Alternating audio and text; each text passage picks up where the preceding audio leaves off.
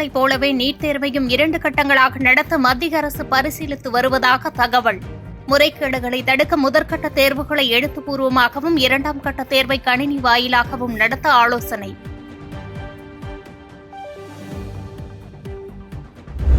கிருஷ்ணகிரி மாவட்டம் தேன்கனிக்கோட்டை சார் பதிவாளர் சாய் கீதாவின் காரிலிருந்து கட்டுக்கட்டாக 6,35,000 ரூபாய் பறிமுதல். கிருஷ்ணகிரி நோக்கி வந்த சாய் கீதாவின் காரை மறித்து சோதனையிட்ட லஞ்ச ஒழிப்புத்துறையினர். கோவையில் 10 ஆண்டுகளாக குப்பையை அகற்றாமல் வீட்டை விட்டு வெளியேறாமல் இருந்த தாய் மகள். தனது கணவர் 10 ஆண்டுகளுக்கு முன்பு இறந்த நிலையில் மகளுடன் 10 ஆண்டுகளாக பூட்டிய வீட்டிலேயே கிடந்த கொடூரம்.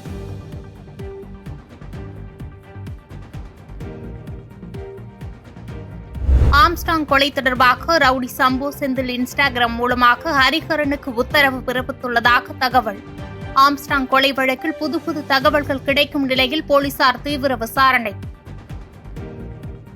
தமிழ்நாட்டில் மின் உற்பத்தி 32,000 மெகாவாட்டிலிருந்து 34,000 மெகாவாட்டாக உயர்த்தப்பட்டிருப்பதாக அமைச்சர் அன்பில் மகேஷ் பொய்யாமொழி பெருமிதம்.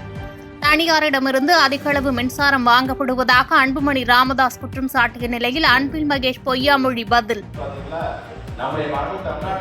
முதலமைச்சராக பொறுப்பேற்ற பொழுது இருந்த மெகாவாட்டோட அளவு 38,000 மெகாவாட் தான்.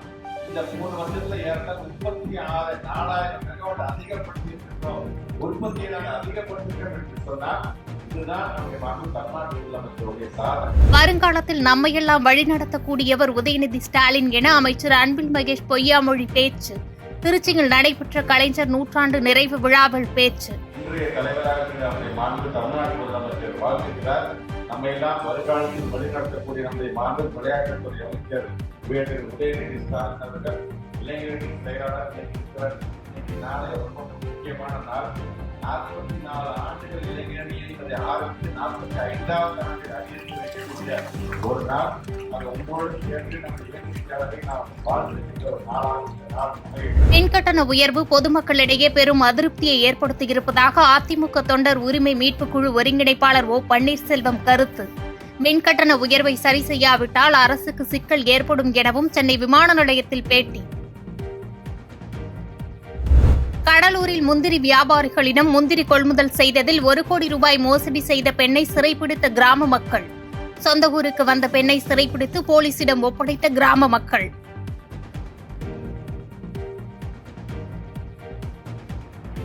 ஆம்ஸ்ட்ராங் கொலை வழக்கில் நீதி வேண்டி நீலம் பண்பாட்டு இயக்கம் சார்பில் பேரணி.